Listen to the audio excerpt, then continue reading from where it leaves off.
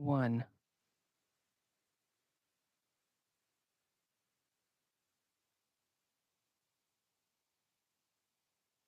There you go. Okay, thank you. So I got my right-hand man here, Todd, taking care of me. Good morning. This is Corey Cram. This is October 5th, 9 a.m. We're at the Department of Natural Resources building, and we're commencing the Utah Watershed Council meeting. And we're pleased to have everybody with us. Today in person, we have Kim Shelley, Ricky Henrock Browning, Marcel Shoup, Chris Hamlet, and to my right is Todd Stoneley with the Department of Water Resources, and Scott, we have you online with us. Yes, thank you. Sorry.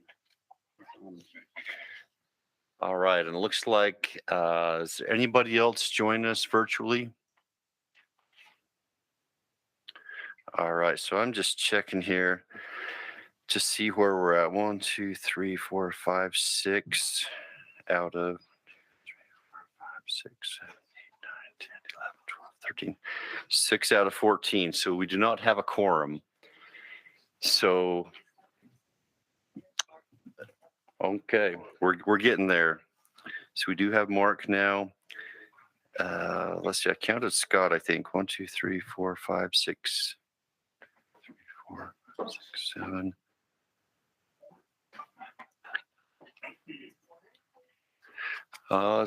Don't have Warren so far. I guess until I think we're still short of a quorum. 7 out of 14. Yeah. So I guess just a quick look at our agenda, and we can't do any formal business until we get our quorum. I just wondered if we could jump and change our agenda a little bit and move to Chris. Would you mind jumping in ahead of our changing our? What's that? Thank you. So let's go ahead and have a presentation from Chris Keleher, and he's with our endangered species ESMF still. What do you call it yourself? Endangered Species Recovery Program. Okay. He's with our state endangered species recovery program. And at every one of our meetings, we've tried to have some information to talk about statewide watershed efforts, things that are taking place out there, try to give people a better understanding of good things that are happening and to pass on some of that information. So today we've asked Chris to give a little presentation. So go ahead. Thanks, Gord. So go ahead and push your, oh, I guess you're on there if it's green. Okay. Oops. That's not good. All right. My name's Chris Keleher, and I'm the Recovery Programs Director for the Utah Division of Wildlife. Formerly, up until a little over a year ago, we were located in the Department of Natural Resources. I'm on mute.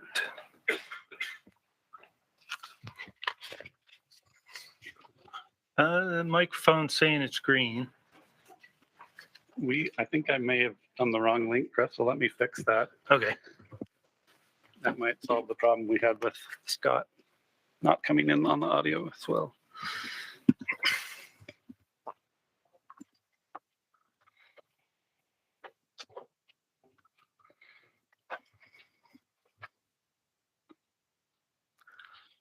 Oh, that was the same link.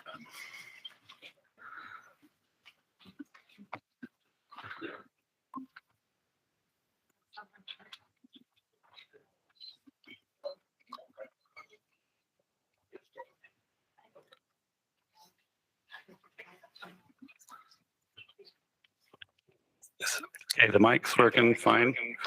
I need to turn my sound off here. Okay. I need to go to the presentation. Okay, there we go. Let's try that. Try again. Okay, hopefully you can hear me now out there. As I said, my name's Chris Keleher. I'm the Recovery Programs Director for the Division of Wildlife Resources. And today I'll just be covering kind of a broad overview of sensitive species conservation in Utah. So just a presentation overview. I wanted to start out with some arguments as to why we conserve biological diversity. Talk about our state funding source that helps us get this work done. Talk about our listing prevention efforts, keeping things off the Endangered Species Act and our Utah Wildlife Action Plan. Recognize the importance of partnerships in getting our work done. And then talk about recovery efforts for those species that are already listed. And I'll talk about on-the-ground recovery and then actual getting through the regulatory process under the Endangered Species Act. I'll talk about some current ESA kind of paradigm shifts that are going on. It has to do with conservation reliance of species. And then I'll close out with a little blurb on Recovering America's Wildlife Act. This isn't just a pretty face. This is the June sucker. It's endemic to Utah Lake, Utah, and it's the first endangered species I had the pleasure of working with. And one of the frequently asked questions when we were down on the Provo River during the spawning run for this species is, what good is a June sucker? And it doesn't matter what sensitive species you work with, that question will always come up from somebody in the public. This woman, Holly Doremus, provided a series of arguments as to why to conserve biodiversity, and I'll go through some of her background information. Her first argument was aesthetics, like we should save animals just for their intrinsic beauty. And this little pygmy rabbit is certainly cute and one of our target species that we work on here in Utah. But, you know, are snakes cute? Some people don't really like snakes that much. And then bats and bugs, people like them even less than snakes sometimes. Doremus argued that there's beauty in just the evolutionary history and the ecology of these species and how they adapt to the environments they live in. Her second argument was a utilitarian argument. You know, we do really well at conserving the species we hunt and fish for, but are there reasons to conserve species for other than that? And this is a picture of a Gila monster down in southwestern Utah. And back in the 1990s, a researcher in our VA hospital up here at the U found that there was a compound in the saliva of Gila monster that was beneficial for treating diabetes. It increased insulin production. And he put $8,000 of his own money into a patent for this product. And it wasn't approved by the FDA until 2005. In 2006, there was $430 million in sales of the product by Ada, or exenatide. And by 2008, it was just shy of $1 billion in sales, and it's continued to grow and is still in use today. Doremus's last argument was an ethical argument that we have a moral obligation to help preserve species in Utah, or in nationally or globally. That was her third argument, but in Utah, we have a more practical argument in addition to those arguments. And once a species is federally listed under the Endangered Species Act, we lose a lot of local control for resource use and development, and also for managing the species. So we want to maintain that local control in Utah. We want to minimize compliance issues under the Endangered Species Act. And we, really looking at a federal listing of a state managed species really is a failure in the state's ability to manage that species. This here is a Utah prairie dog taken down by Cedar City. And you can see up until the early 1970s, we had a big eradication campaign for prairie dogs, and that's just a pile of prairie dogs in the background. So where our funding comes from, back in 1997, the state legislature approved what's known as the Endangered Species Mitigation Fund. This fund was intended to protect any plant or animal species identified as sensitive by the state or threatened or endangered under the Endangered Species Act. And the primary objective was to prevent new listings under ESA and to recover those species that are already listed. And our vision was to eliminate the need for federal regulatory intervention and oversight associated with the Endangered Species Act. So where does this fund come from? In the top right-hand corner, we get $2.45 million out of a sales tax on water on an annual basis. And then in the lower right-hand corner, you can see our brine shrimp industry on the Great Salt Lake. We receive a royalty from the brine shrimp industry, which fluctuates based on the harvest. But in total, we average about $3.2 million a year to work on recovery efforts and listing prevention. Now, that pie chart shows kind of the distribution on an annual basis of where these funds go.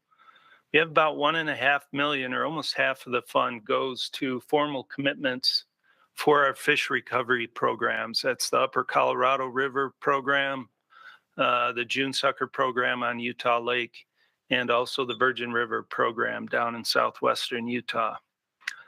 We have about $700,000 that goes to implementing our wildlife action plan, which is our listing prevention plan in the state. And that money is matched by federal dollars, state wildlife grant funding. The remainder of the funds go to some ongoing efforts, some administration, and then we also have a competitive grants program that is open for anybody to apply to do sensitive species work. So how effective has the fund been? Well, before we had the fund, Utah averaged about one new species listed under the Endangered Species Act each year. And since the fund was passed, that's changed to about one species every 2.3 years. So you can see the trend in listings certainly went down after the Endangered Species, or the mitigation fund was created. Of the species that were listed since it was created, 3 were animals that were broadly distributed, and Utah had very little influence on their being able to prevent their listing because they were distributed throughout other states in the West. And then there were 7 plants that were listed. And up until recently, we really haven't focused much on plants as a state because we have no state agency that has the mandate to manage sensitive plants. So how are listing decisions made? Section 4 of the Endangered Species Act says that listing determinations will be based on the best scientific and commercial data available after taking into account the efforts that the state is making to protect that species. So just as a specific example of how that plays out, the tiger beetle, coral pink sand dunes tiger beetle, lives only in coral pink sand dunes down by the state park. And it has a population of about 3,000 beetles, fluctuates around that level. these beetles, if you look in on the right there, that's an adult beetle on the right top. And below that is a burrow that this animal lives in during its larval life stage. And it lives for about 2 or 3 years in those burrows. One of the major impacts we had down there is recreational vehicle use. And these OHVs tearing up the swales between the dunes where these larval beetles live. So that beetle was proposed for listing in 2012. And once a species is proposed, you have about a year before that listing becomes final. We got together with the county, state parks, the BLM, who have beetle on BLM lands down there as well. And we put some protections in place, and there's a map down there on the lower left that shows in green these swales where the beetles occur. We put some protections in place to keep OHVs off of those swales, and the state park was instrumental in enforcing those. We developed a partnership to protect those areas, and we saw a response in the beetle, and the Fish and Wildlife Service, the federal agency responsible for making listing determinations, took those actions that were being implemented in the partnership that was put in place and determined that that species wasn't warranted for listing, and it's still not listed. Just as a specific example. So 24 years since the passage of ESMF, what have we learned? Well, we've successfully defended over 25 listing petitions. I mentioned that 10 species listed in the past 20 years, 3 were animals, 7 were plants. We've come to realize information is needed to make informed conservation management decisions and actions. And it's a track record of those conservation actions that address the threats to the species that is our best defense against potential listings. So good information leads to good conservation actions, which get us to not warranted for federal listing. So if you take a look at our not warranted findings since ESMF passed, we have about 25 species that were petitioned and found not warranted. And what you'll notice is some of these come up more than once: Bonneville cutthroat trout, pygmy rabbit, Columbia spotted frog, virgin spine dace, least chub. So, the point here is there's really no finish line to this stuff. We have to keep working on these constantly to keep those populations in good shape so that we can keep them from being listed.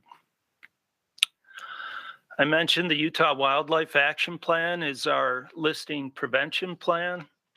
And the goal of that, of course, no new federal listings. Wildlife action plans were required by the states in 2005 to receive state wildlife grant funding, which amounts to about $700,000 a year here in Utah.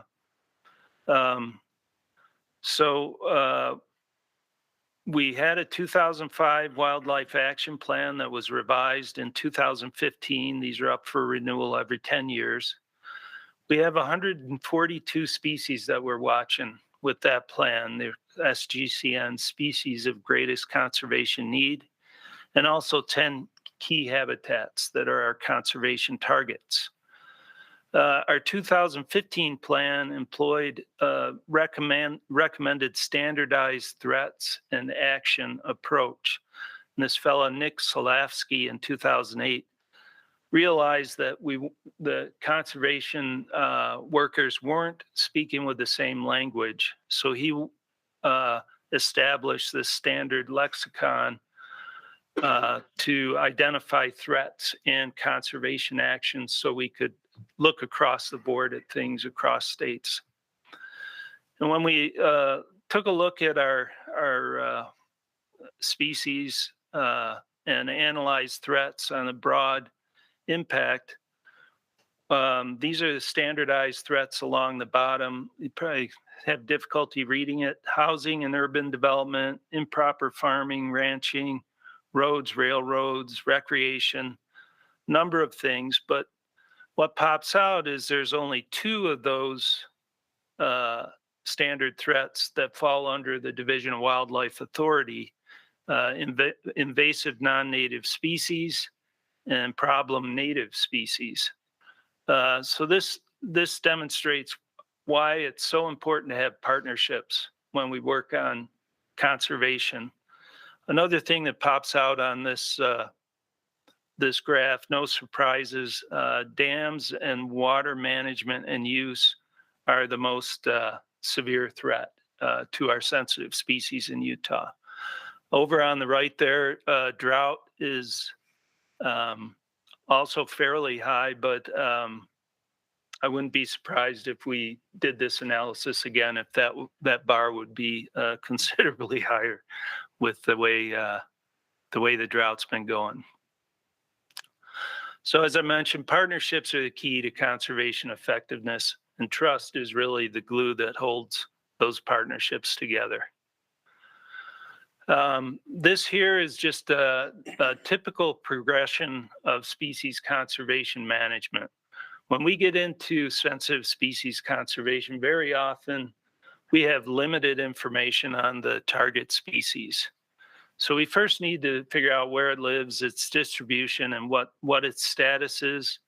We get into a monitoring program, looking at trends and looking at what the threats are and how the species responds to different environmental correlates.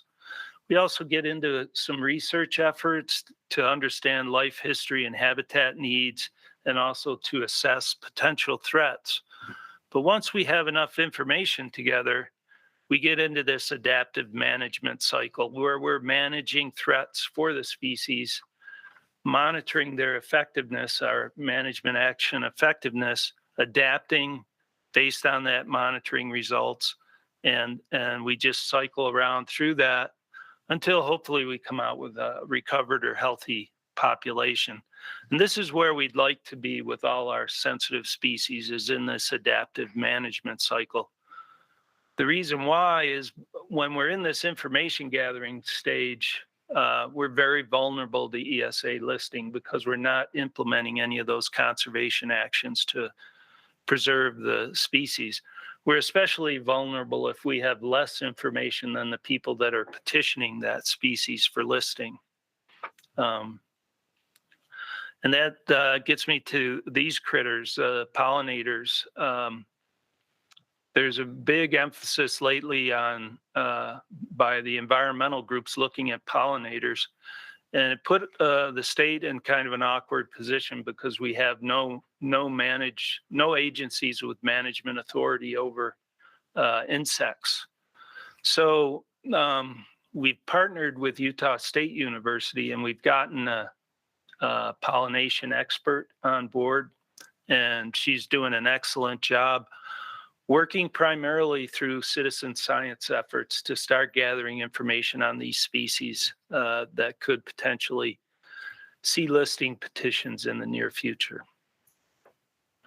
So that gets me through my listing prevention part of this discussion. Now I wanted to talk a little bit about applied recovery, on the ground recovery. This is a photo of the Cedar City Golf Course back when the prairie dogs used to live there. They don't live there anymore, but it was kind of fun to go out there.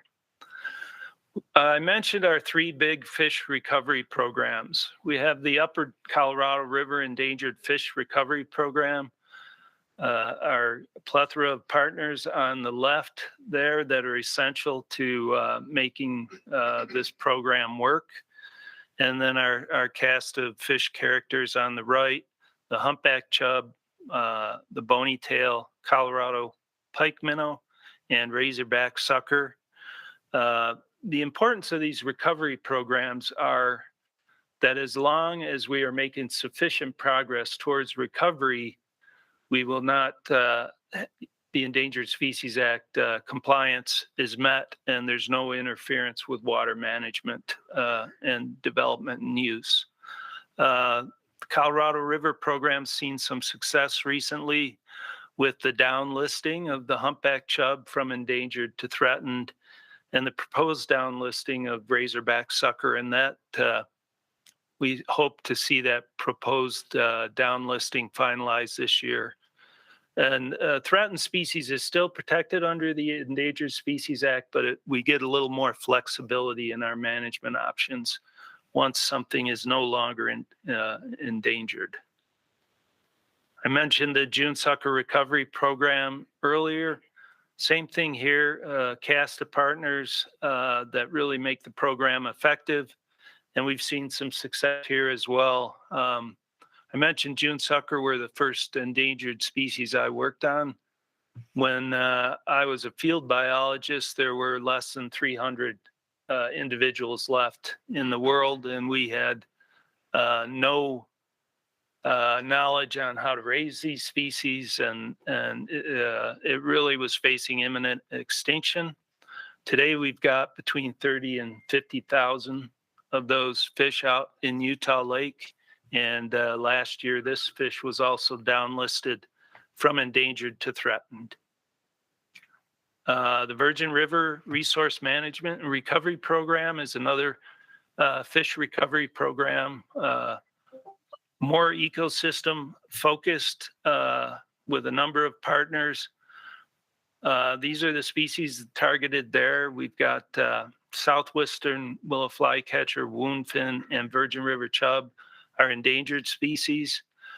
We've got virgin spine dace, which is managed under that program as a conservation species. That's been petitioned for listing a couple of times, and just in 2021, we got a not warranted finding on that fish. And then a number of other native species that we keep an eye on in that system down there. So in terms of on-the-ground recovery, just broadly, we typically take an ecosystem-based approach to improve the ecosystem to the benefit of this target species. We direct our actions based on sound science to address the threats in cooperation with partners that have management authority over those threats. And we typically work on recovery in the context of resource use and development. And we employ an adaptive management approach where we monitor the response to any actions implemented, learn from that monitoring, and then adapt those actions if necessary in the future. So now I'll just talk about that's kind of the on-the-ground work we do. Now I'll talk about the regulatory process of recovery, and that's working our way through the ESA regulations. Back in 2015, our stakeholder advisory group for the Endangered Species Mitigation Fund identified or just mentioned that it seemed like the Endangered Species Act was a highway with no off-ramps. And they tasked us with looking at our listed species in Utah and figuring out a way to start getting them into a pipeline to delist. And if you take a look at the species that have been removed from ESA listing, and I didn't have time to update this graph before this presentation, but as of 2017, 1,652 species were listed under the Endangered Species Act, and only 72 had been removed. 47 of those were determined to be recovered, 10 went extinct, and 15 were determined to have been listed in error. And the regulatory process to get a species off ESA is no small task. And this kind of just outlines it, but Typically, there'll be a petition to delist a species. There'll be what's called a 90-day finding, which takes more than 90 days, typically takes about a year. Then there's a species status assessment that has to be conducted that will take from 1 to 3 years. I've seen it take. Based on that status assessment, there will be a recommendation either to change the status of the species or not. If the recommendation is to change the status, then there's a proposed rule to delist or downlist that species. There has to be expert opinions, review, and federal and state agency review. So this all takes time. It takes anywhere, typically about 4 years, but it can take longer once you get into the process to delist a species, just to work through the regulatory process. So in about, I think it was 2016, we formed a group of stakeholders who had invested in species recovery and felt that the target species that they were working on warranted consideration for either delisting or downlisting. We developed criteria to evaluate the listed species in Utah, and from that criteria, put together a short list to focus on. We determined the best approach to get through the regulatory process was to have a staff person in our Fish and Wildlife Service here locally that would focus solely on that regulatory process for the species that we identified. Those stakeholders all contributed funding between $10,000 and $25,000 a year to fund that position at the Fish and Wildlife Service. And with that funding in place, we moved into the process. Since that was established, Deseret Milk Vetch, a plant over by Thistle, was delisted in 2018. June sucker was downlisted from endangered to threatened. Kanab amber snail was delisted. Ute lady's tress, probably a species that never really needed to be listed, but there wasn't a lot of information on it when it was, has gone through a species status assessment, and we anticipate the recommendation will be to delist that species, but that SSA is currently under review in headquarters of the Fish and Wildlife Service.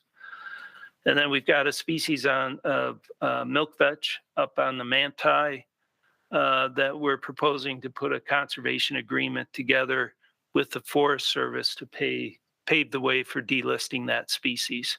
And then we've got a number of other species that are in the queue for consideration once we get through with Ute lady stress primarily. So the significance of this effort is that it demonstrates that the investments made by the state and our partners aren't in vain, and that species can be recovered under the regulatory framework of the Endangered Species Act.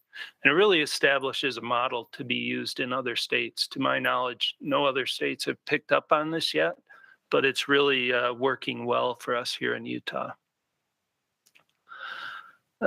Getting near the end of my presentation here, I wanted to talk about a paradigm shift that's going on pertaining to recovery and delisting species. I'd start out with a couple of definitions here. Endangered under the Endangered Species Act is defined as any species endangered with extinction throughout all or a significant portion of its range. And a threatened species is identified as any species likely to become endangered in the foreseeable future. A species can be delisted when it no longer meets either of those definitions. But delisting must comply with the Endangered Species Act and be supported by the best scientific and commercial data available that then substantiates that the species doesn't meet either of those definitions. Back in 2010, person working for USGS, a scientist up in Idaho, and some of his colleagues took a look at all the recovery plans that were available at that time. And he coined this term conservation reliant. And I'll just read here quickly. 37 years after the passage of the Endangered Species Act, we conclude the Act's underlying assumption that once the recovery goals for a species are met, it will no longer require continued management. And this was the concept under ESA, is once something's recovered, we could walk away from it and it would take care of itself out there. But once they looked at all these recovery plans, they realized that 84% of the species would require ongoing management in perpetuity into the future because of the way we've altered the ecosystems that they evolved in. So this was a real eye opener for folks. So it means some of these species we're going to be working on forever.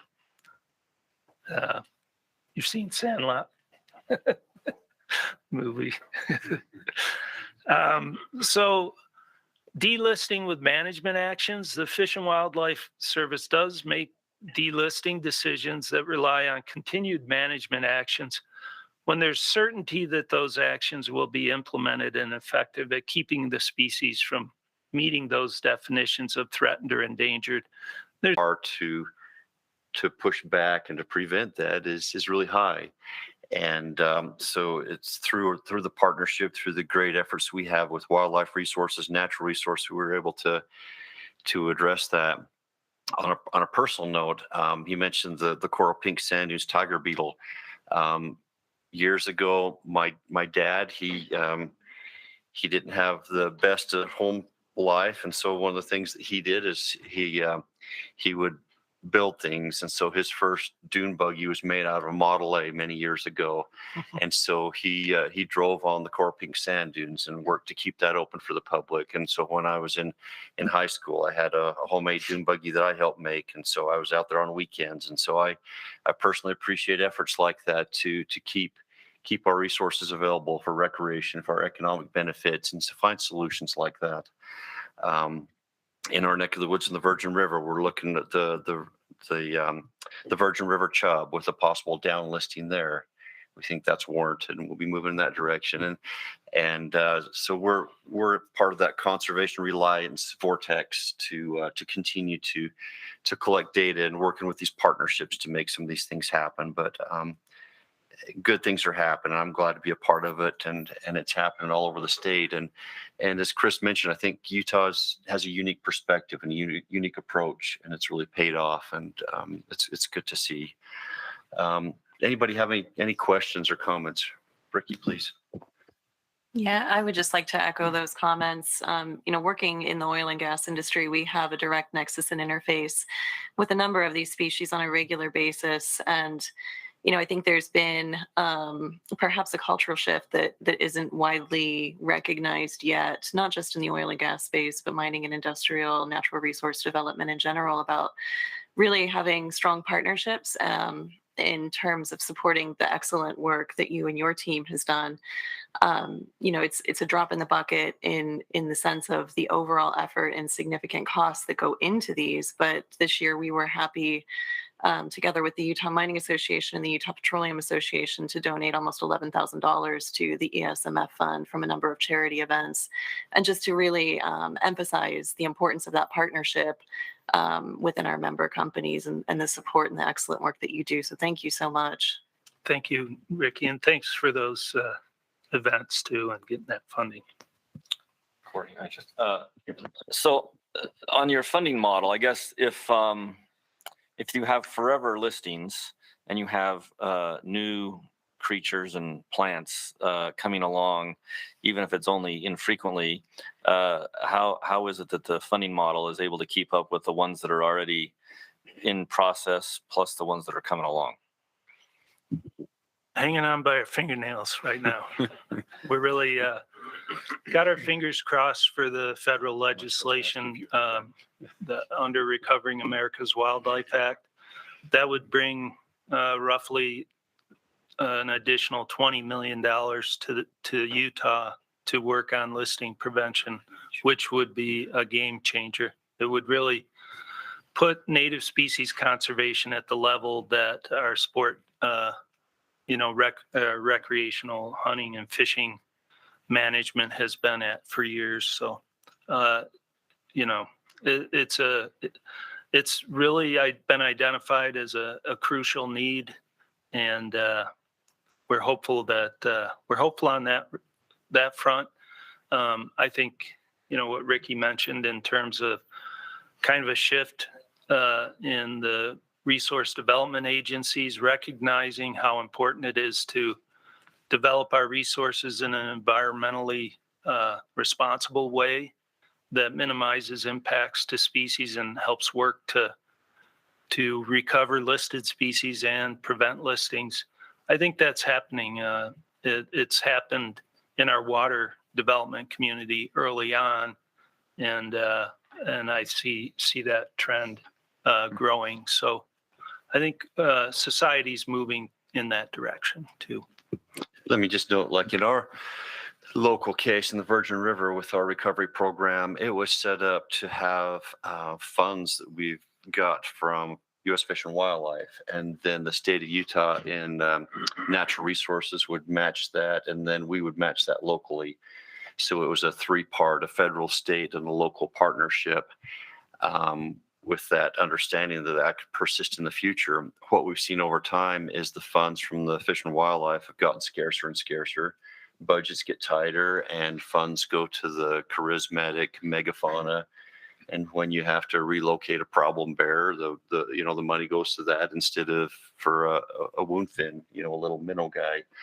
And so we've seen those funds progressively decrease, and now it looks like the funds from the Fish and Wildlife may be gone altogether. And so we're reaching out to other grants, other opportunities, and there's hope for other things to come through. But I think we're going to see more and more that reliance is going to have to be on the state and local level, and you just can't count on the federal partners or those situations which have been there in the past. But just as Chris demonstrated, is under the best of circumstances, there still has to be an effort to maintain conditions into the future, even with down listings and delistings. It's still a challenge.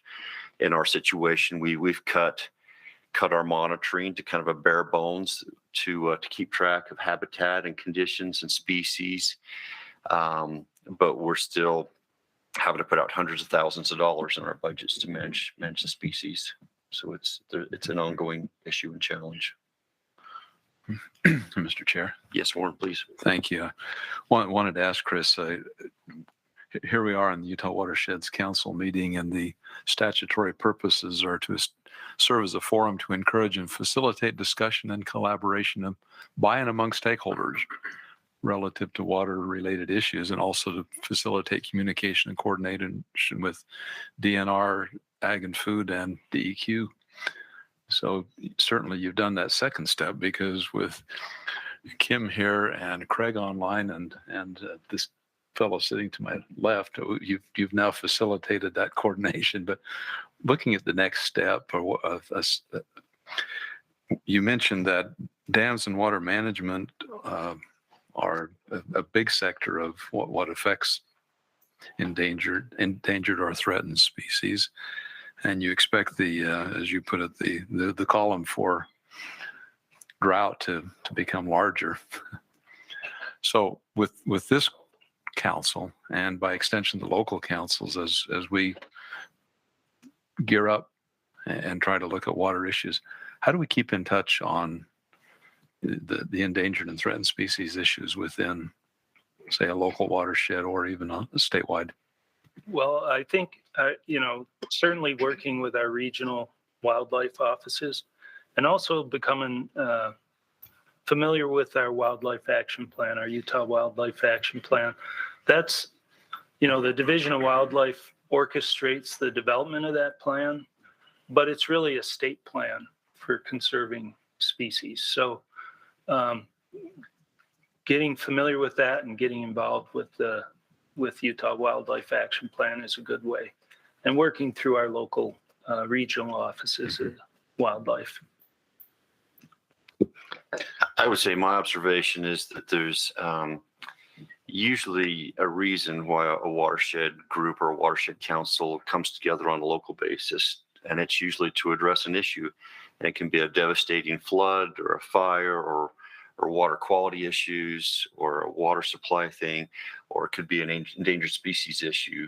But if there's an endangered species issue, it's not going to go away, and there's going to have to be a partnership there that's going to persist in the future. In our case, we have a local coordinator, and there's local wildlife resource offices, and those resources are critical parts of those watershed efforts, and should be part of that local group, that local council. Mhm. Marcel, please. Thank you. Chris, thanks. That was a great presentation and a good overview of what's going on in the state. And I learned some things, so thank you very much. And there have been some good questions here.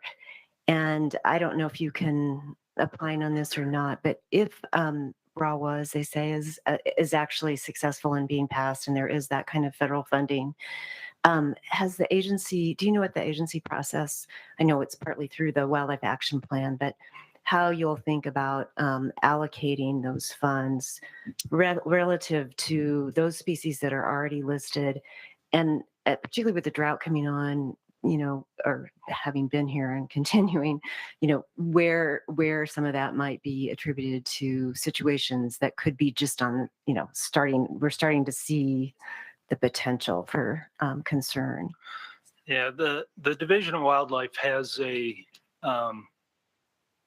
subcommittee that's working on a RAWA readiness plan that is looking where we need to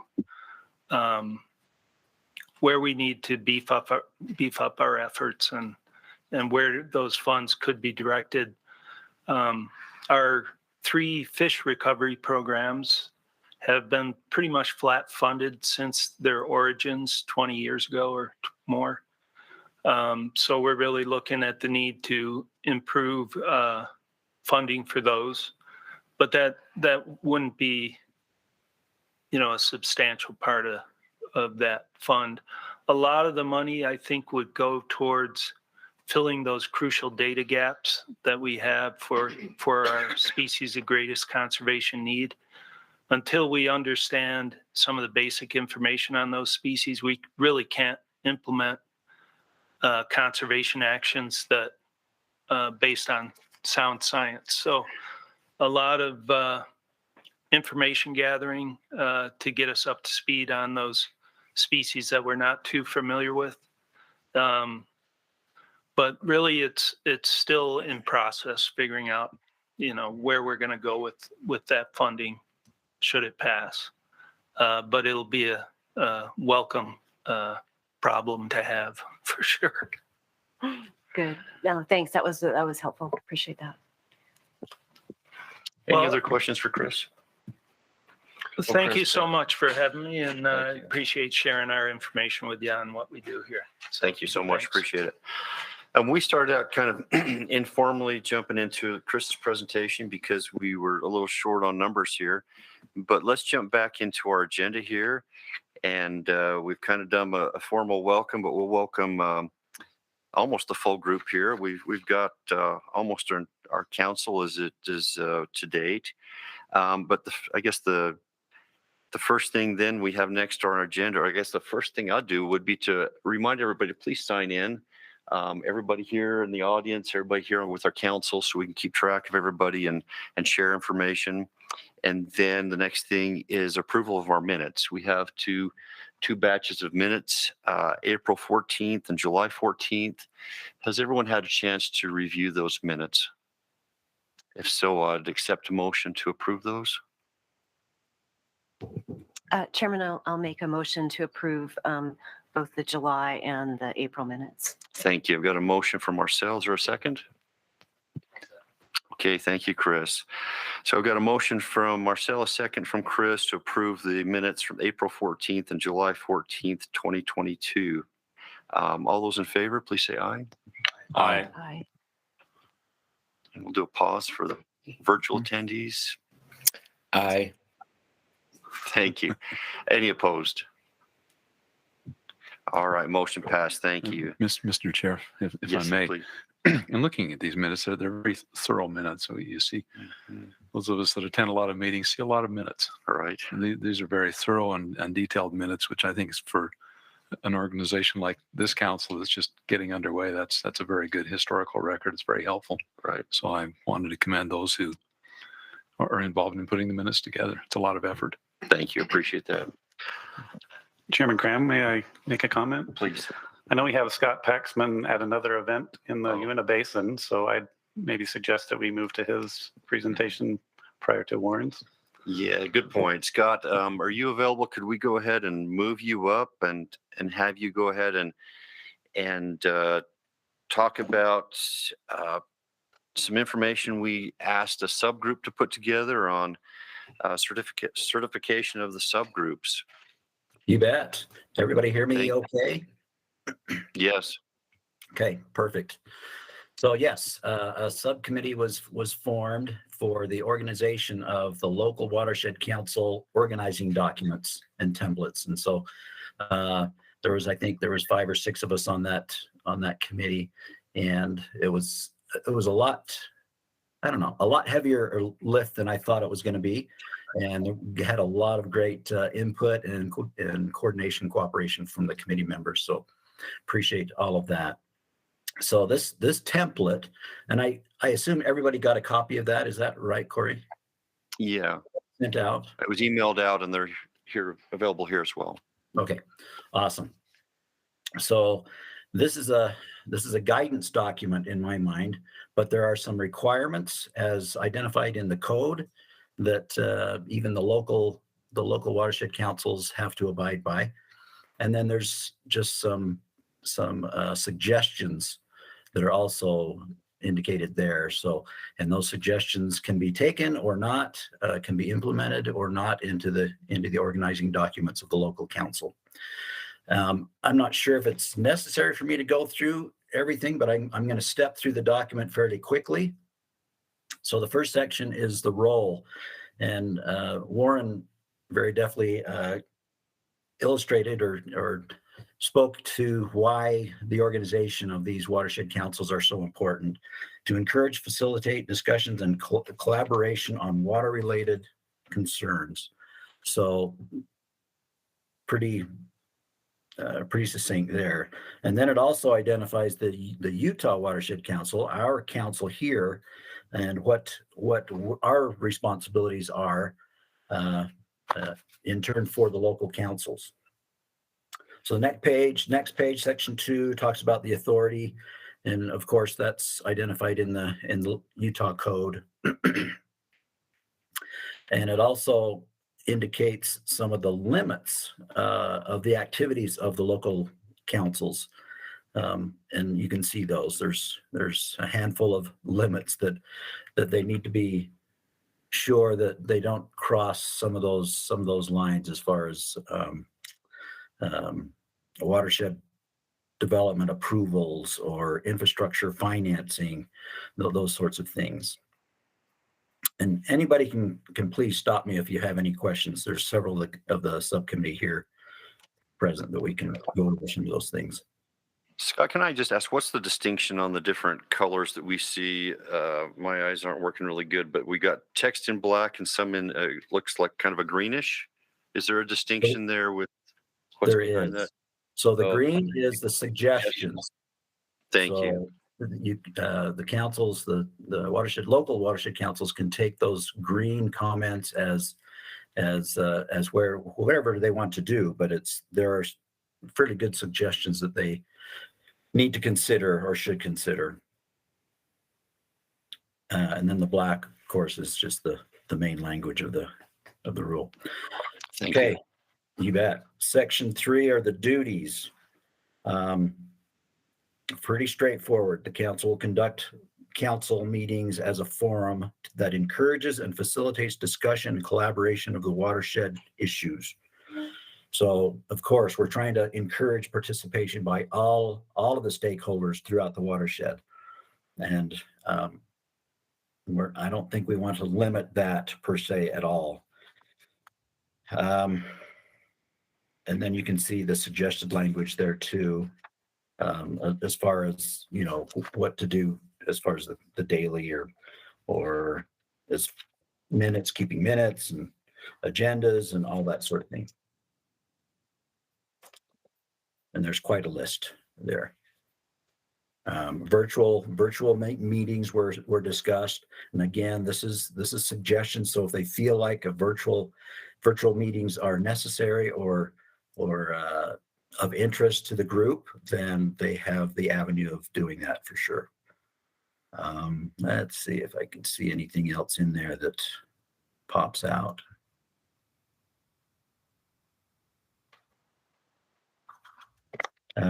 Okay, down to section Roman numeral 2, membership.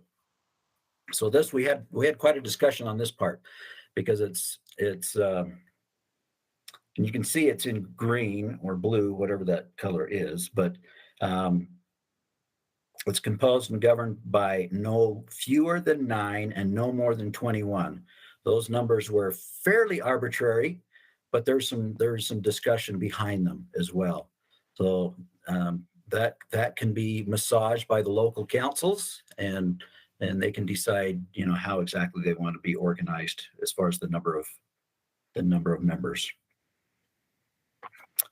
Qualifications. So this is another one that we had some discussion on. Members must reside or work within the watershed, or own or control the right to divert or use water within the watershed. And I think there's another one that we might have missed, and that's other interests that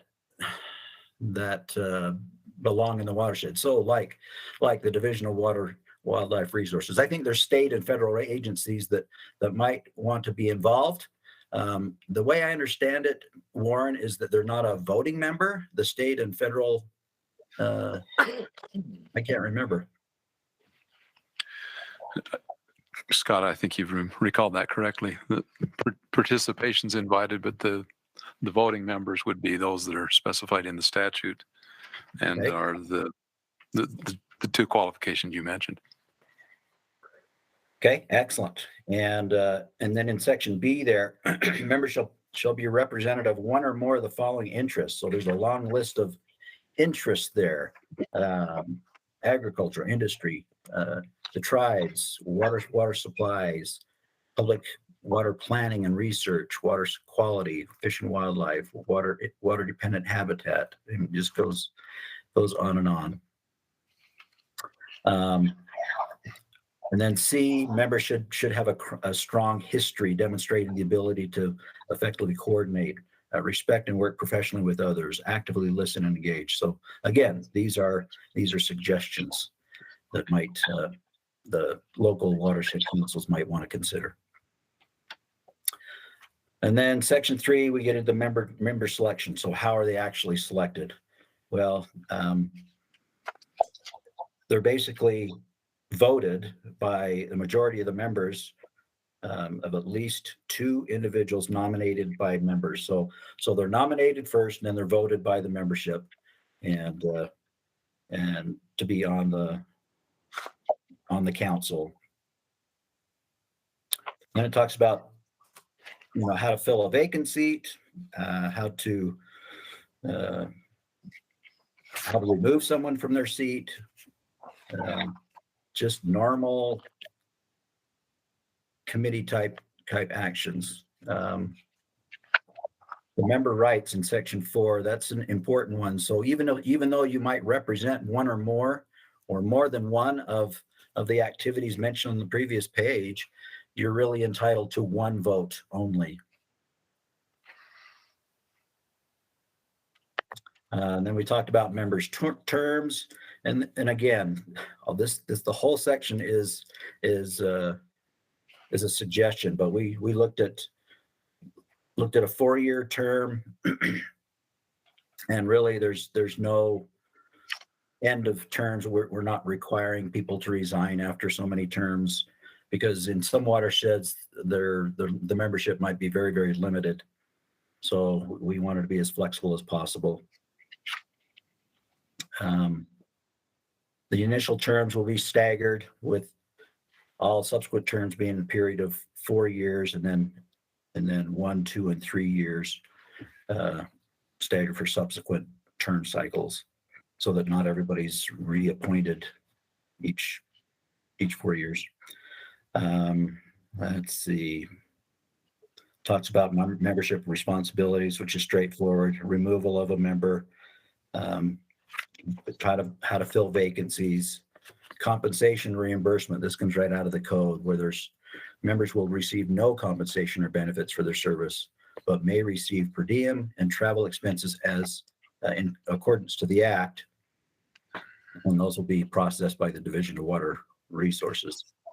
So thanks for budgeting that. Yes.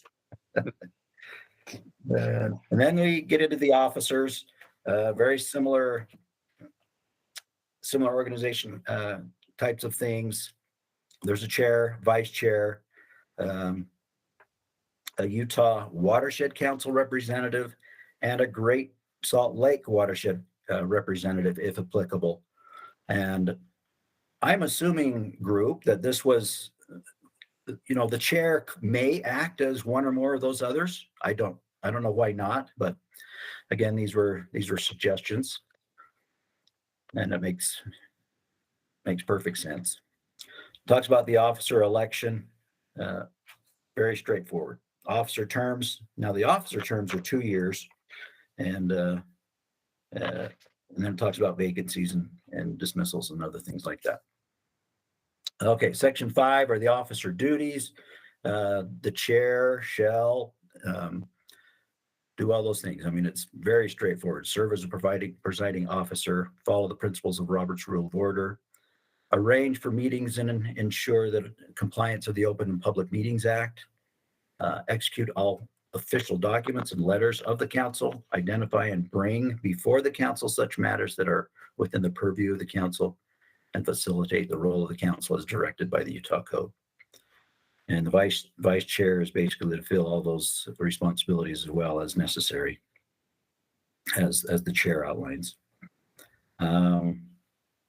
Talks about the watershed, the Utah Watershed Council representative. So that person represents the local council in Watershed on the Utah Watershed Council, and they need to relay the council's communications to the Utah Watershed Council as directed. So very important. I think that's a very important position, especially for our council, because we want to hear from those local councils and understand what their issues or problems might be going forward, or what kind of help we could facilitate bringing to those local councils. And then D was the Great Salt Lake Watershed Council representative, where applicable. Again, an important part of those local councils where they do contribute to the Great Salt Lake drainage. I think it's important to have that representation and insight from that Great Salt Lake Watershed Council representative. Okay, talks about chair pro tem, council meetings. I don't see anything there that's really a big surprise to anybody. Chair will create an agenda for each meeting and get that mailed out or emailed out at least, I think it was at least 24 hours prior to each meeting. Talks about federal, state, and local liaisons. There you go. Subcommittees could be formed depending on the need of the local watershed council. And then talks a little more specifically about the electronic meetings and what's required there, or at least advised of the local councils. Okay, the procedures. I think that's about it. So as you can tell, there was a lot of detail that was discussed, And of course, every local watershed council is going to do it a little differently, and they're going to put their own flavor on things. But again, there's some things that are required by code to have in there, and then a lot of good suggestions in my mind. Were there any questions at all from the group? And then Warren, So let me first say thank you. This is a great effort and appreciate you and your committee. Marcel has a question or comment. I have about 3 questions just on wording, and I really appreciate the committee that put this together. It's really helpful, and I think it gives a local watershed council. It means they're not starting from scratch, so that's a good idea.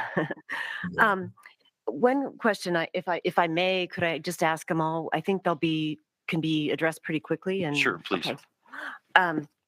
The one was on page 5 on member rights, section 4. I was trying to look really quickly at the act, but I don't remember where in the act it precludes members from not being able to designate a proxy or act or vote in their absence. There's another provision in here that says that the council can choose alternates, which maybe is the way that's done. But I wondered if that really is in the act, or why we wouldn't give that opportunity for someone to designate someone to carry their proxy, even if it's on another council member. Right? Great question. Warren, Peter, Marty.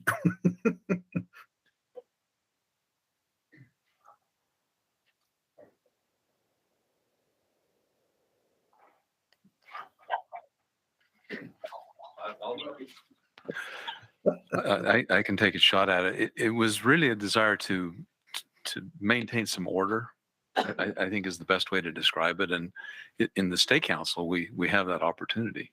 But in the local, you've got to set up a set of rules to go with that. And we think the local councils could use that approach if they wanted to. We just didn't build it into here because there's a fair number of additional rules that would have to go with that. One thing that we were trying to be careful of, though, is make sure that it's in these local councils, that it's one person, one vote. So if someone there's saying, well, I'm here voting for me and for Corey because he couldn't be here, we didn't like that idea. Nor did we like someone saying, well, I'm here representing agriculture and whoever else, and so they get to vote more times than once. So it wasn't, I don't recall in the discussion any strong feeling to prevent that outcome, just that it was something we didn't build in at this point. If we need to build it in, we can, but we'll have to put the other rules that go with it. So the reality is it's not a requirement, but this would be a suggestion that they would not designate proxies. That's because correct. It's not. Okay. Yes, So that's got right. at the least it should be in green. Yeah. Yes. All right. Thank you for that. I don't know. Anyway, I think that, if it's not in green, it takes away flexibility from the council, how they want to manage their votes. My name's Martin Bushman, Hi. Assistant Attorney General, and helped work on this document. I mean, there's 2 ways that we could have language mandatory in this agreement. 1, statute requires it. 2 is this council requires it, since there's not a lot of detail on how we set up these certifying documents. And the thought was, as we got these groups, there were things to make them productive as forums for gathering information would be continuity. And if different people are showing up every meeting to discuss different issues at that level, and given they could have up to 21 members, it just seemed that it could create a lot of disorder and possibly dysfunction in it. So it's probably in black, although it's not required in statute, but it was something that we felt strongly enough that may interfere to some degree with their ability to function in the way that the statute would like them to, if different people were kind of showing up at meetings every single time. So it's something that's within the discretion of this body to determine whether you want to keep it as a mandatory language or whether you'd want to make it discretionary. Mm-hmm. Thanks. I know that both those explanations are helpful, and I can see that. I just wonder if that should be up to the local council to make that decision. But anyway, that I don't feel strongly about it. I just that surprised me. Because I've never known a Marcella, board that didn't have the ability to do a proxy. So. if you felt strongly about it, then maybe we should feel strongly about it. Yeah. So, I mean, my only suggestion there is you could just make it green if you want to do that. And then, I mean, I assume the facilitators are going to be working with the councils as they set up their own governing rules, and they can help guide that discussion. And I don't know, just a thought. Absolutely. Yep. Yep. And then hopefully my other two questions are shorter, but one was just on electronic meetings. Sorry, it's on page 9. Sub A5 under section 9. I don't know if we'll ever end up in this place again, but I just thought maybe, I know this isn't mandatory, but maybe there's just an option that the entire meeting could be held virtually, and so you wouldn't have an anchor location. So I just thought maybe there could be a tweak there, like if any. Will the act allow for that? No. Oh, that's right. Open and That's right. Public There Meet- was a. The Open and Public Meetings Act will govern, how the meetings are held in terms of public notice. And that act does allow for a virtual meeting, but it does require an anchor location. So we're actually following statute Okay. there. And while the language is in green, meaning that if you excise that language, you can't hold a virtual meeting. No, I wouldn't. could I have the wasn't public suggesting. yeah. Yeah, that. So what did we do? Was there always an anchor for virtual meetings during the pandemic? Yeah. Oh, okay. It was waived during the pandemic for a period of time Okay, because we there you couldn't go. have people physically attending. Okay, then So this is good. Thank you. You've informed me. I don't need to worry about this anymore. So thanks.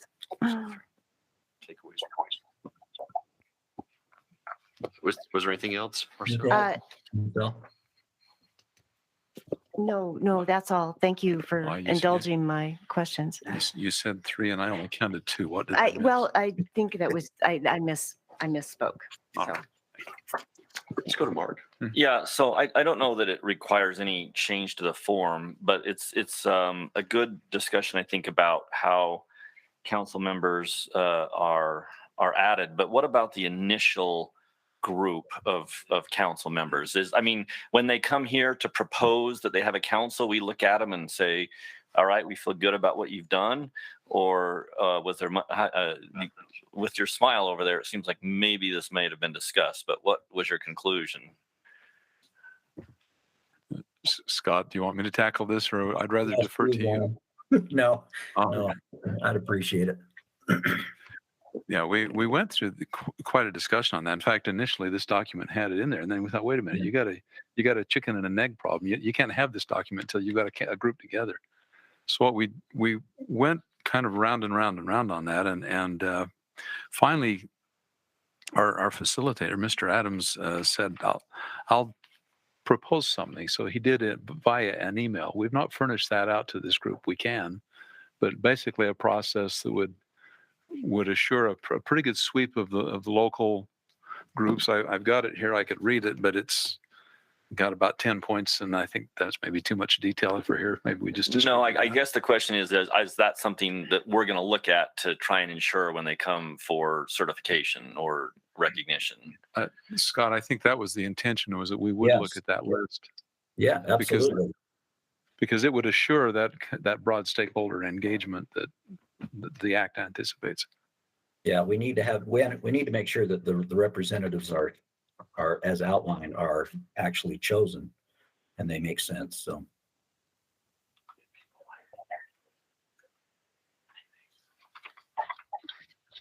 So a good question, and thoroughly discussed, and maybe Dan, if you'd just send that to Todd, then we can distribute it. In fact, Todd, I think you've already got it, so we could distribute it out to the committee. To the council. I keep looking for the right C word, for the council members review. It would be great. It'd be great to get feedback on that Mm-hmm. because how many local councils are kind of chopping at the bit.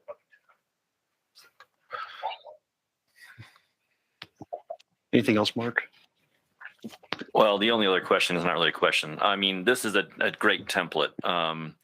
I suppose once the Great Salt Lake Council figures out what it is, they'll have to figure out however their document's going to look, because it's going to be different, but no reason to try to prepare it for them before they come along. Start with this and build it as needed for that. Yes. And really, that's the process for every local council. Mr. Chair, I'd add to what Scott said that there's also a kind of business case that's been drafted and put together for explaining why this is being done and what the intent of it is. So that would be a helpful document, I think, also to a group organizing a local council. And the upshot of it is that if the local, what we're recommending, Scott, if I get out of bounds here, will you please collar me? Right. Yes. The intent was to give the local councils basically the safe harbor document. If it looks like this council, we're recommending that this council then would look favorably on their request to be certified as a local council. So give them that foundation to work from. Yeah, and I think that was what you're tasked with, right? I think so. Yeah, that was cool. And any other comments or questions? So are you looking for any kind of motion with regard to this item? I mean, do we need to formally acknowledge that we think this is a good document, or just we all nod our heads and think it's okay? Is there an action item associated with this? I really think there should be an action item to let us proceed with some of the discussions with the local councils that want to proceed ahead. So we want to give something with some guidance to them as soon as we can. I guess I still feel a little bit weak on this point about how members are established, and we have these other 10 points. Do we need to see this as a council and understand that a little bit better? Or where are we at with that? Well, unless we want to change the document, I think we'd want to have more discussion, but unless we want to change the document in some way, or adopt maybe a separate procedure about the initial formation of membership, I think we could recognize this as an adequate template for local councils, but maybe talk about whether we want to have an additional policy or a formal method of recognizing them. That's true. Yeah. I mean, I think the 10 points are, and tell me if I'm misspoke, but I think they're more of a guidance on that particular item. So we're not saying you have to do this, but it's something that we need to consider as a state watershed council on whether we require them to come to our council with certain information. And to be clear, if this is sent out to the council members, there's 9 points listed, but one of them has a subpoint A and only a subpoint A. So that's why I counted it as 10. Well, if it's acceptable, I would make a motion that we acknowledge and recognize this document as an adequate template for local councils to use in coming to us for recognition, provided that the language dealing with proxy be listed as a recommendation rather than as a mandatory language item. Okay, I've got a motion for Mark. Is there a second? I'll second that motion. Got a second from Ricky. Is there any further discussion? Yes. Thank you, Mr. Chair. Two points. One is we did want to make sure that the motion includes accepts the concept of one person, one vote, so that we don't have all right, good. The other is on page 2, bottom of page 2, the sharper eyes than mine caught this, looking under section 3, duties, and then B, Romanet 3, there's the phrase there, division watershed website. And since there's capitalization there, that might be confusing. We might just want to strike the word watershed so that it's clear that it's the division's website that we're relying on. Division of Water Resources. Yes. Yes. Okay. Yes. So a little clarification there. Yeah. And I would accept that as part of the Oh, yeah. And another quick note is on page 9, where Marcel pointed out the electronic meetings discussion. So under A, just renumbering those items so that they are consecutive instead of starting with. Same with B, subparagraph B too. Yeah, What there? word, somebody's been bitten by word auto formatting again. Exactly. Again and always. It's what a monster that thing is. Okay. So, perfect. and subject to any scrivener's errors that need to Thank be you. corrected. All right, and discussion, there was maybe a suggestion from the audience. Should I come up? That'd be fine, thank you.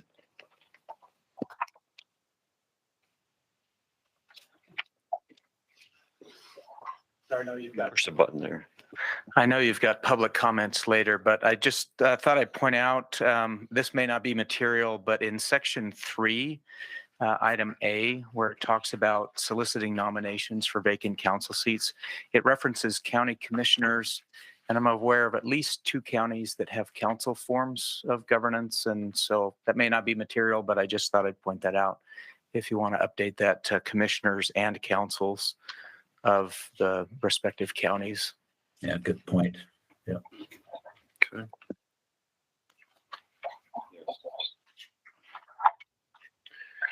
Mark, you okay with that suggestion as well? Yes. All right, so we've got a motion, a second, and a bunch of changes which have been accepted and I think captured. I think we captured those okay? Where was that one? Let's see, that was under section, where was that, section 3?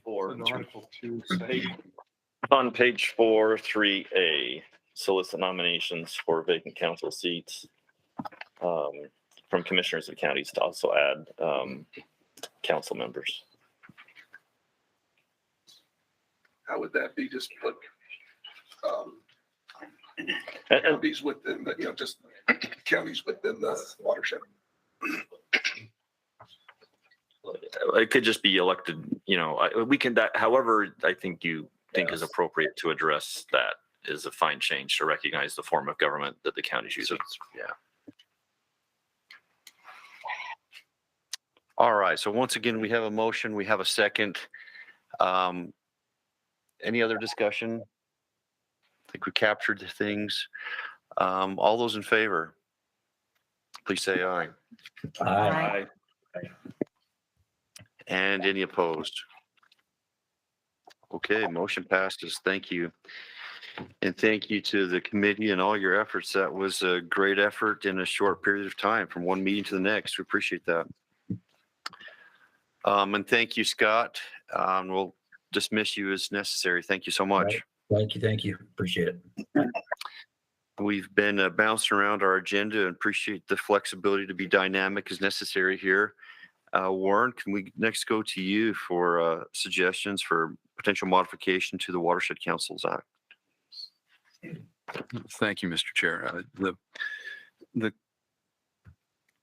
2 of these points came out of this discussion, out of the work of this committee. Let me go to the one that isn't, and then I'll go into the 2 that are from this committee discussion. Number 1, the recommendation that we have yet another amendment. We had an amendment in the last session to Section 304 of the Act, which is the Watersheds Council membership. And the suggestion I'm making is that we have the state engineer be designated as a non-voting council member. Now, Todd and I had a conversation on this, and in the conversation, we noted that can happen anyhow. The state engineer can be can attend these meetings and be a participant from the public. But my recommendation would be that we encode that and make it a mandate in the code. So there's no question about the state engineer's duties. There's no question about, for instance, coverage under the, I forget the name of the act now, the risk management aspect of this. And by way of background, when we first were working on this, writing this a few years ago,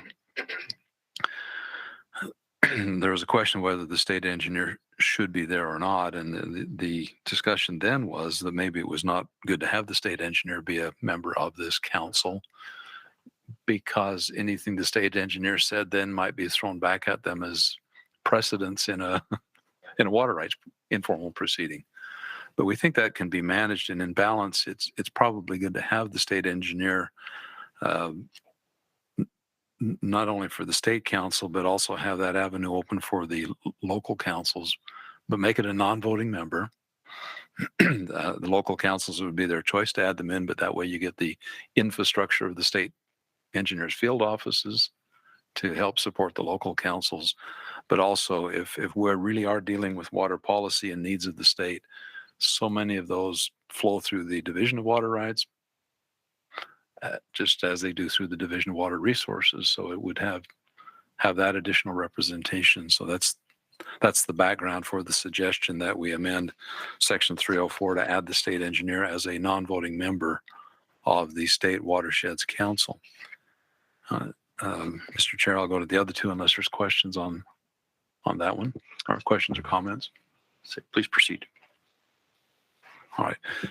The other was in the local councils. The question was raised during our discussions whether there should be someone on the local councils representing the local land use regulatory authorities. Those would be cities or counties. And one reason that was given for that is that with Senator McKell's bill in the 2002 legislature, that added land use planning in as a component of local zoning ordinances and made that part of the Zoning Enabling Act. It seemed it would be helpful to have the local councils, since they're doing water planning, also have participation in the local watershed councils, so that you have that input and that information being available to all other stakeholders. That's the background for that recommendation. And then the third one that came up during the second one that came up during our discussions was, all right, we certify these councils, and then do we expect that they're going to just forever run in the same track and maintain the standards set in the act for their initial organization? So the question came whether there ought to be a periodic recertification of the local councils to make sure that really for the single purpose of making sure that the broad stakeholder representation has been maintained, or whether the state council needs to facilitate a reorganization that would broaden the stakeholder participation. So that third one is probably more a question than a recommendation for this council to consider. And I don't know if Representative Chu's still willing to run amendments to this thing or not, but maybe we should ask.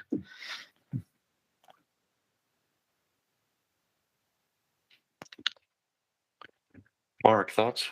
Well, as to the second item, for a local planning organization, I don't know that it would hurt, but I also don't think they're prohibited by the statute, right? Because local councils, we say at least a number of interests. So I guess the question is how important is it to specifically call that out in the statute? But they certainly could be represented under the statute. They're not excluded under the current statute, right? That's not your interpretation. Correct. And Mark, your point's a good one, because we talked about as these initial going through the organization process we have now might be a good time to encourage participation from a land planning organization.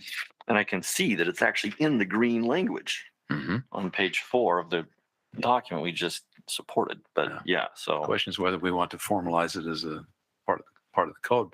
But even in the code, even in the act, local councils are given the flexibility. They're given a suggested list there, so it's not mandatory there either.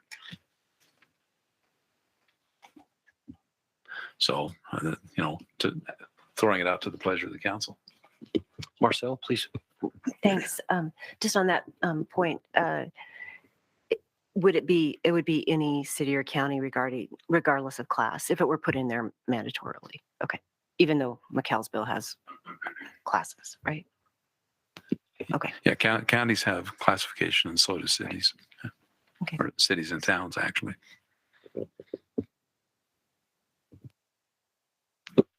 Any thoughts on recertification?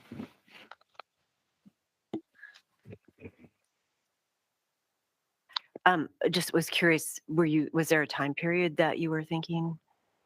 How frequently? Like every 10 years, every 5 years? I'm gonna this is gonna sound Clinton-esque, but I'm asking what the definition of you means. Whoever the proposal came from. I have an opinion, but I don't recall that we discussed it in the committee. My opinion is to roll it every 4 years because that's how often you turn over. A typical turnover for mayors and council members and county council and county commission members runs.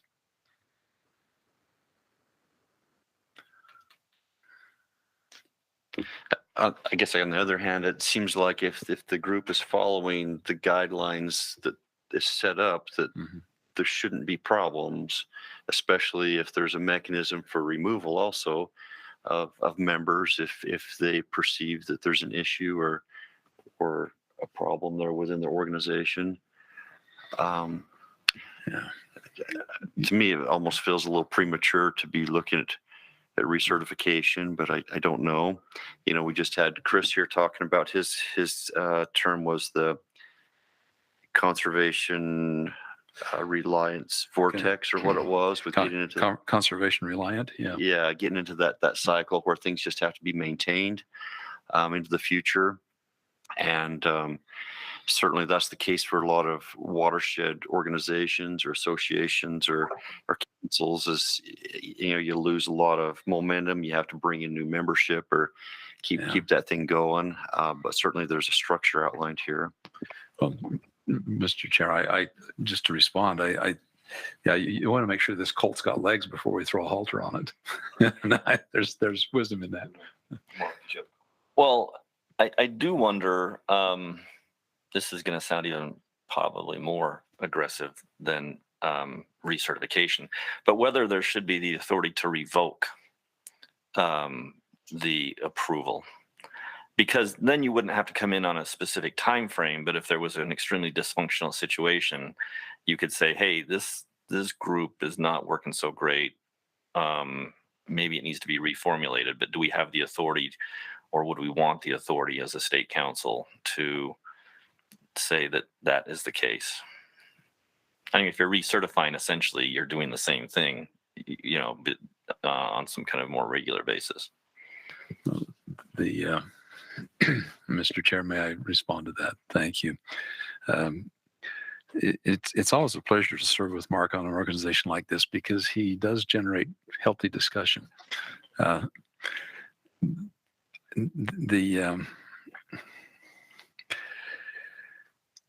There's a J. Colton Kimball story that matches this, but I'll tell you that off the record. So we'll go from there. But this, it seems a little more genteel to just say you're going to go through a recertification process rather than to swoop. Yeah, the nuclear option to swoop in and say you need correction. And if there is going to be such a committee, I'd move that our colleague chair that committee. But we wondered the same thing, Mark, is whether that which would be easier. And it seems that just putting it out there so that it was a regular process that everyone had to engage seemed like a kinder, gentler approach. Probably less efficient, though. So my second question about that, then, if I can interject, Chair, is now these local councils will all be represented on the state council, but if you're going to do a recertification, would it be appropriate just to have a report from the regional council, from the individual watershed council to us at the same time that there's maybe a recertification, so that there's more than just like, oh, we're looking over your shoulder, but come to us and at least tell us every 4 years how things are going as a formal report, as opposed to just having a member of the local council attending meetings. Maybe that's more process than is necessary, but it was just, if they're going to be here for recertification, be a good chance for them just to tell us what's going on there. And I think that's the expectation as the local councils are established, is to provide regular updates to this council and to have some back and forth. Ricky? Yeah, I would just add an additional viewpoint or thing to keep in mind here is the feedback we've gotten so far from some of those potential first local councils has been a concern about buy-in of why they should do this and a trust in what this process looks like. So I think we want to be really careful about doing anything to dissuade folks or making it look like it is too much of an administrative burden to be worth their time.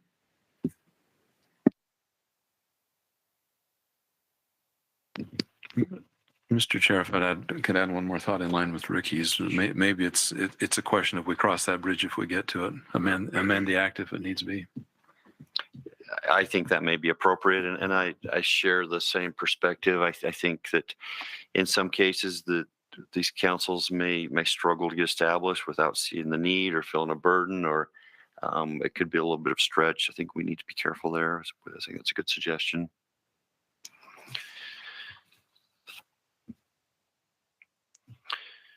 So can we just kind of circle back on these 3 items?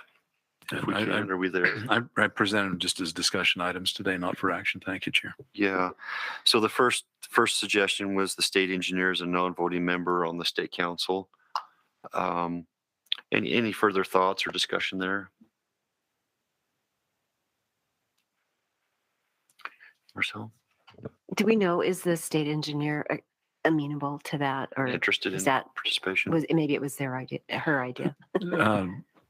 The state engineer's willing to have that role. Yes. Okay. I'm not seeing any disagreement, and it seems to me that wouldn't be a bad thing if the state engineer is willing to participate. That certainly is always a good thing. I know that everybody at this level is very busy and time is short, but if there's an opportunity for participation, that wouldn't be a bad thing. The next idea or suggestion was the local planning. And then it seemed like that we felt that there's already an opportunity and it's listed there as a suggestion. Well, yeah, my only comment would be from a messaging perspective, it might be helpful to amend to include it in the statute, even though it's not necessarily required. Okay. And then the last item is recertification. Looks like where we're at there would be just to probably leave that alone for now and follow up if necessary. So given that, it looks like if there's an opportunity that I guess I would accept, do we want a motion to suggest looking at modifying the statute to include the state engineer as a non-voting member on the state council and to list local planning as a recommended partner for the local councils? If so, I'd accept a motion pursuant to that. I guess further discussion. Thank you. Joel? He was pointing to you, Joel. I wanted to ask our council, we didn't list it on the agenda as such, so what we may need to do is good point. Is to have, if we had a motion, it would be to place those on the future meeting agenda. Okay. Guess I'd make that motion. Thank you. We got a motion to put that on the future agenda. Is there a second there? Second from Chris. All those in favor? Aye. Aye. Thank you. Any opposed? Okay, we followed with that, John. Yeah. Okay, we got that. All right. Thank you so much. We're doing good on our schedule. Let's next go to public comments, and let's go to our group. If there's anybody in our audience who would like to take a moment and provide us some feedback or comments, we would welcome that. Please join us. And if you wouldn't mind stating your name for the record and who you represent, we appreciate that. Good morning, Soren Simonson, the Executive Director of the Jordan River Commission. I just wanted to thank the Watersheds Council for the excellent work and and guidance on local watersheds. Our organization has been discussing since before the bill was even passed our interest in serving in that capacity for the Jordan River Local Watershed Council. And this has been really helpful information and will provide great guidance to our organization how we might move forward. So we anticipate probably coming before you maybe at your next meeting or beyond that to discuss the Jordan River Watershed Council in the future. But appreciate your excellent work and the informative discussion and presentations today. Thank you so much. Thank you, sir. I appreciate you being here consistently and for your comments. Anyone else from the audience? Okay, just next thing is looking at our upcoming meetings and dates. Thursday, January 12th, 1 to 3. Wednesday, April 12th, 9 to 11. Back to a Thursday, July 13th, 1 to 3. Thursday, October 12th, 1 to 3. If everybody wants to look at their calendars, see if there's any obvious conflicts, would appreciate it. So, Mr. Chair, Yes. January 12th, we have a Colorado River Authority board meeting at that exact same time. Okay. We could do it earlier in the day, or do we? I have a conflict there's, that day as conflicts. well. Okay. Or could, so you're, let's see, that's a 1 to 3. January January 12th, the first meeting on the skeleton. What about Wednesday of that And week? Just worse? no, and then April 12th, we have a task force meeting at that same time. Can we first look at January? What about Wednesday, the 11th? Is that an option? Task force meeting. On the 12th. This is Yeah, Scott. task force is in the afternoon though, right? Yes. So you'd have kind of back to back. On the 11th. Yes. I'll be unavailable. This is Scott Paxman on the 11th.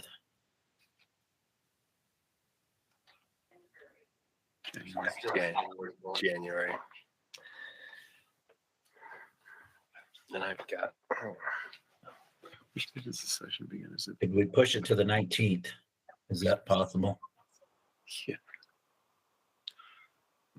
So the suggestion would be to look at January 19th, Thursday.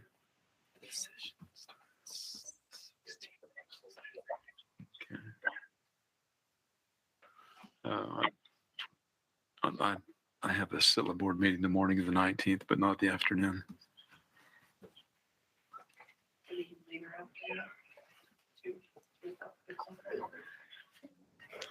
It's kind of a late drive, but I'm good. Yes, it is. What about, so the suggestion would be a late afternoon on Thursday, the 19th, 2 o'clock. like a 2 to 4? Yeah. 2 to 4, Ricky, does that work for you?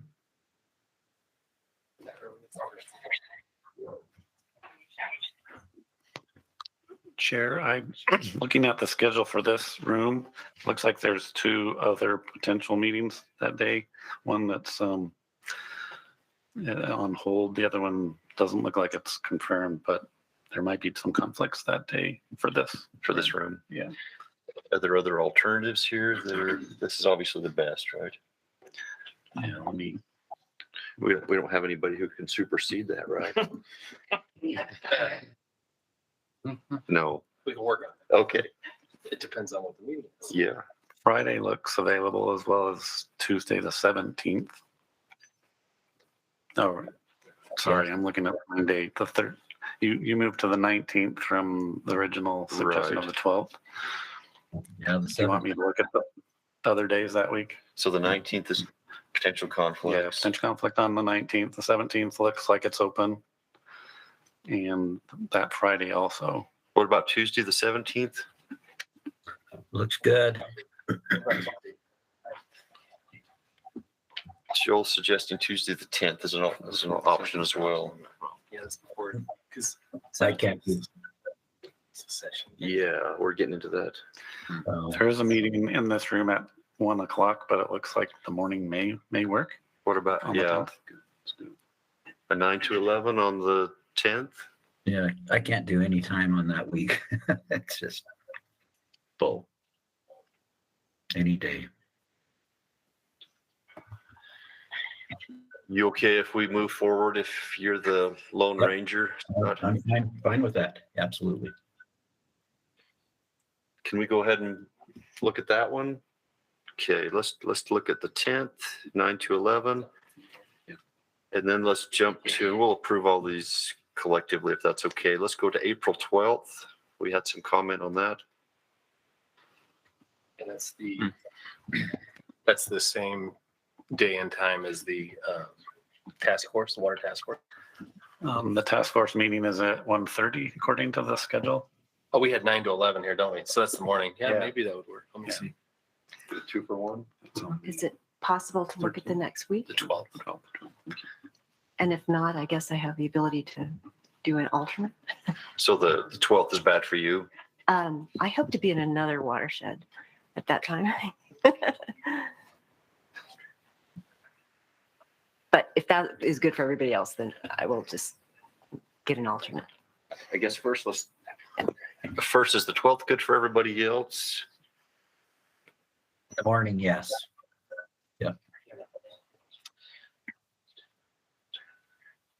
Marcel, given that, you okay if we move forward with that? Yes. Okay, so the 12th, 9 to 11. Thursday, July 13th.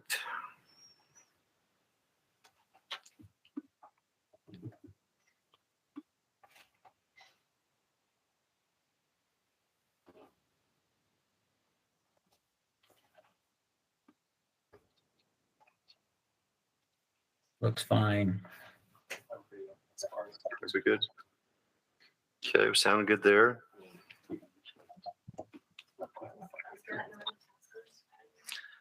The task force meeting is on the previous day. And then Thursday, October 12th.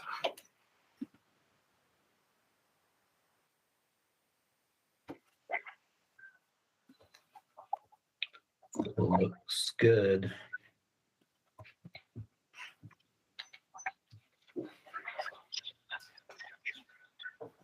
Okay.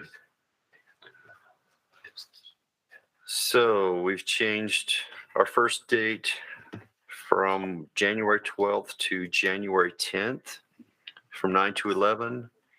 And our other 3 dates, April 12th, 9 to 11, July 13th, 1 to 3, and October 12th, 1 to 3.